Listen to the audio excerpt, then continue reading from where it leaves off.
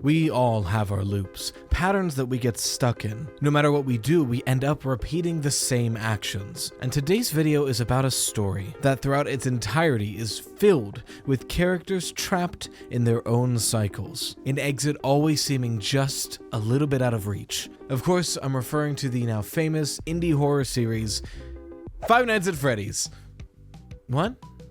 What the hell is a backroom? No, I'm talking about LoopVictim. Slices, put on your aprons and let's make ourselves a theory. So what the hell is LoopVictim? As far as I can find with the research I did, it was a theory first posited by FNAFology about a year ago. The theory essentially being that the daytime minigames of FNAF 4 aren't actually real, but instead the crying child stuck in a loop of his own memories after the bite of 83. This tracks really well with what we've seen in the FNAF books. The idea that once somebody dies, they cannot break out of their bad memories. For example, at the end of Fazbear Frights, what's left of the anti-hero of the series, the Stitch Wraith, pretty much at that point just the spirit Jake inside of it, stumbles upon the spirit of Millie, the victim of the short story Count the Ways. When he's able to contact her, he ends up inside of her memories, seeing her wandering the wintry forest outside of her family's home, lost in the woods, unable to get back. Presumably, she'd remained there for all of time, but Jake is able to reach out to her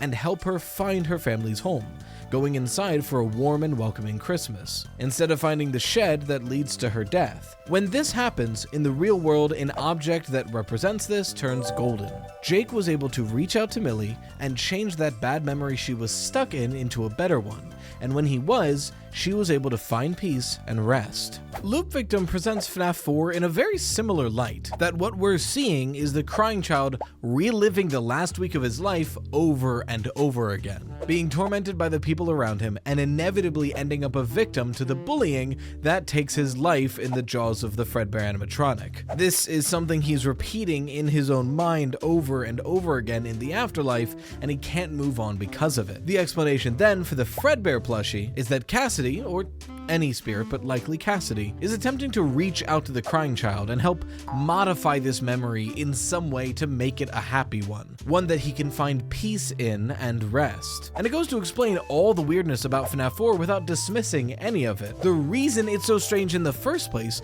is because it is a warped memory of the crying child's life in his death. It's an incredibly solid theory, and it's quickly shooting up to be one of the theories I believe in most surrounding FNAF 4. There's even more evidence to the theory itself, and I'll be sure to link it in the card right here so you can go and watch it from FNAFology.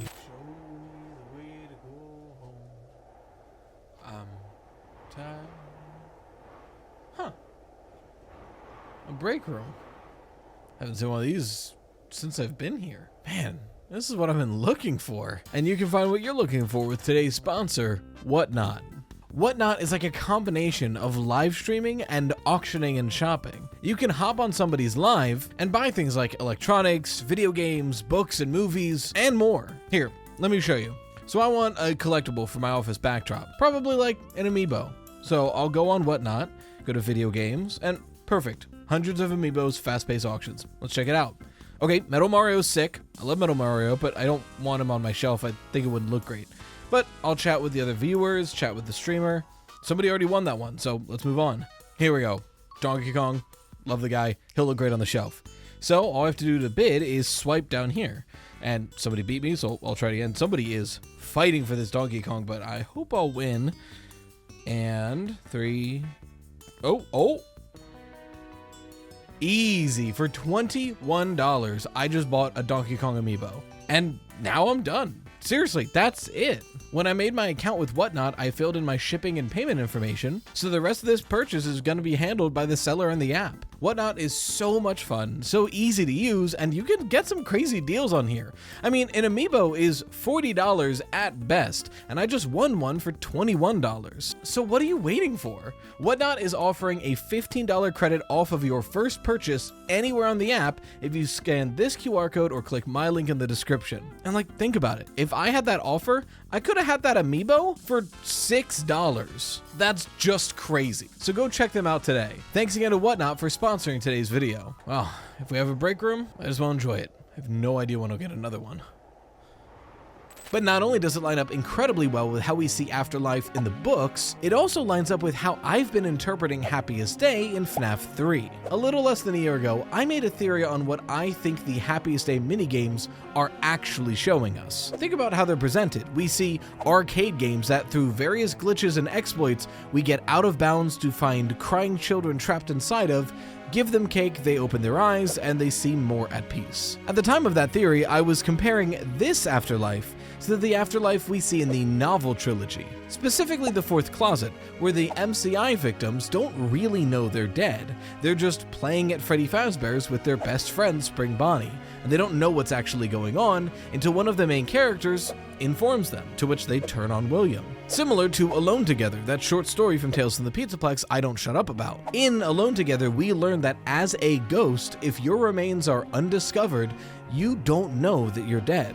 You instead wander around the places you did while you were alive. And I still very much like that interpretation for the Happiest Day minigames. The idea that we're seeing through this arcade game lens that the missing child incident victims are at Freddy Fazbear's Pizza, they're just lost and confused and unaware they're dead. But I was thinking, with LoopVictim in mind, that is not the only way to interpret these minigames. If the arcade games are looks into the afterlives of the missing child incident victims, then how convenient is it that each one is a self-contained, encapsulated look at Freddy Fazbear's Pizza with one victim inside, in an arcade game that by definition is the same every time you play it. Almost like each of these MCI victims are in their own personalized loop. Think about it. Each missing child incident victim is trapped in their own memories of the Freddy Fazbear's Pizza they died in. And it's why in Happiest Day, we have to find each of them in their own individual memory loop to be able to be there for the party for the crying child. It takes an outside player, us, to go into that loop, reach out to that child, and give them a better memory. Give them the cake they're missing. The cake might be literal, might not be literal. It might just turn this tragedy into a celebration for them, and a memory they can rest and be happy in. This LoopVictim theory might be applicable to the entire MCI. That might be what we're doing. And Happiest Day isn't waking them up to the reality they're dead, but adjusting the memories they're trapped in so they can find peace. The loop theory of being trapped in your memories after death might explain all 5 victims of the MCI and the crying child. But is that all? Did I make this entire video to say LoopVictim is cool and it kind of lines up with Happiest Day? No, because it might apply to even more.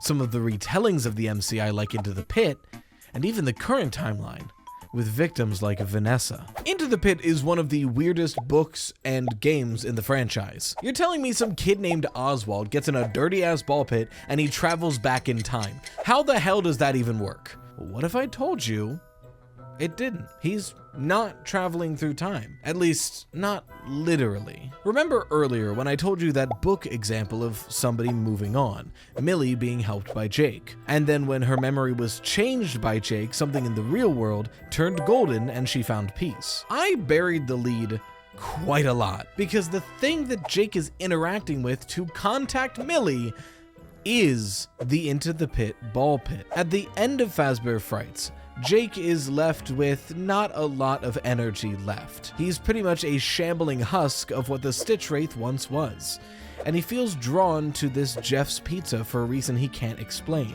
And he ends up at the Into the Pit ball pit and falls in. And it's when he falls in that he sees the memory of Millie.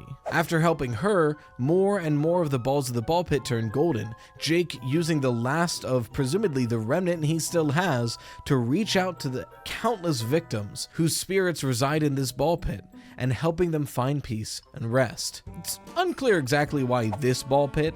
The thinking is that maybe Eleanor was chilling here in between victims.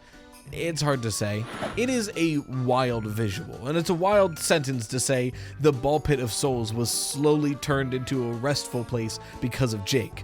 But just think about what this might mean for Into the Pit. When Jake, somebody who knows about the afterlife and how it functions to some extent, falls into the ball pit, he sees the different memories of different victims inside and is able to reach out to them and purposefully help them move on. So what would it look like if you didn't know about the afterlife and had no idea how it functioned? Enter into the pit. Specifically, enter Oswald, a kid who's just trying to save his dad. He jumps into a ball pit and suddenly gets the vision of Freddy Fazbear's Pizza from 30 years ago.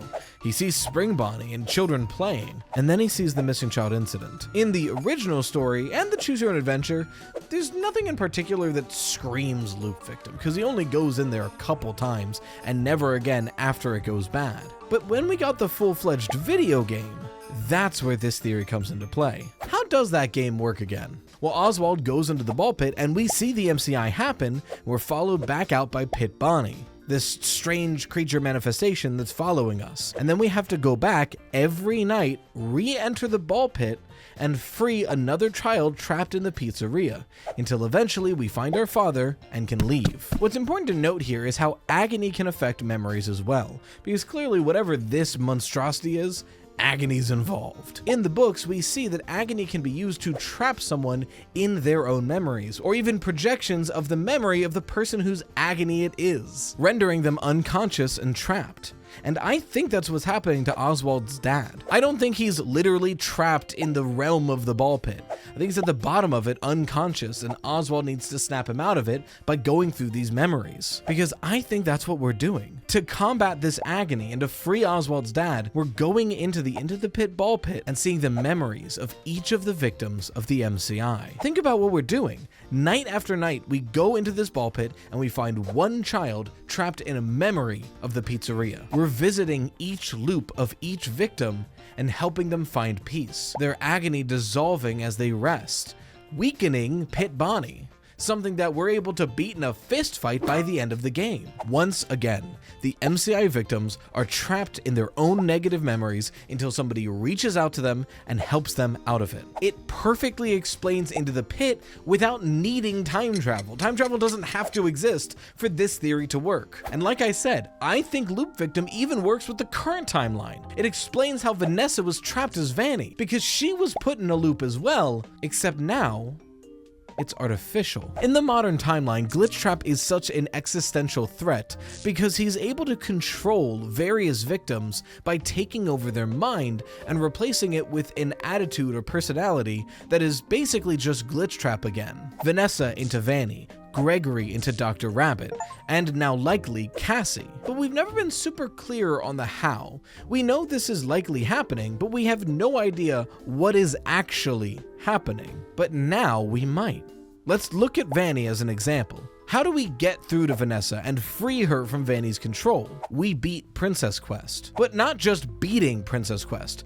We find them and break them in a weird way, exploiting glitches and going into Help Wanted and getting out of there. In a way, we're breaking the loop. Think about how Princess Quest functions. If you played it normally, you would fight the rabbit, go into a cave, fight again, and go to sleep. You try to escape, but you don't. You end up going back to sleep. This is the Happiest Day metaphor, but real this time. In Happiest Day, we are using an arcade visual metaphor to show us going into the memories of an MCI victim, helping them break out of the loop of that memory and move on. But in this, we're literally playing an arcade machine and changing the story of it so it can have a happy ending. And in doing so, Vanessa is freed of Vanny. Somehow, whether by sheer coincidence or through his studies of the afterlife, this echo of William Afton has made a digital purgatory to trap the mind of a human inside of. Up until Gregory's intervention, Vanessa's mind was stuck in Princess Quest, doing that loop over and over again and never finding a way out, fighting against the rabbit, failing and going back to sleep. Just like the crying child in his loop would try to survive his brother's antics, fail, and go back to sleep. It takes an outside force, this time Gregory, to steer the princess into a better path, break out of that cycle, and free Vanessa's mind. And it's likely that Gregory was trapped in Balloon World in the same way until probably Cassie broke him out. And I'm willing to bet that the Brazil ending we see at the end of Ruin is the beginning of Cassie's loop. After using that Glitchtrap infected mask enough, he has finally wormed his way into Cassie's mind and putting it into a loop of a carnival that goes wrong, unable to get out of it. and it'll take Gregory, Vanessa, or someone else reaching into that digital purgatory and getting Cassie out of that loop. This might be the main way everything works in FNAF, being trapped in those mental loops and needing somebody to break you out of them. It explains the afterlife, it explains the mind control.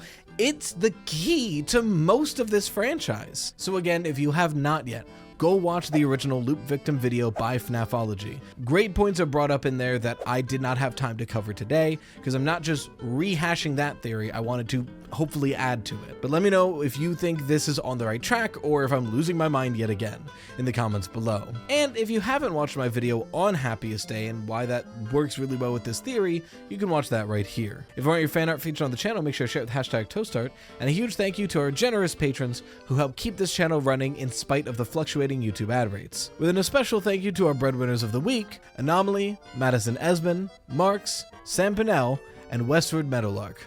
And until next time, as always, stay toasty, slices.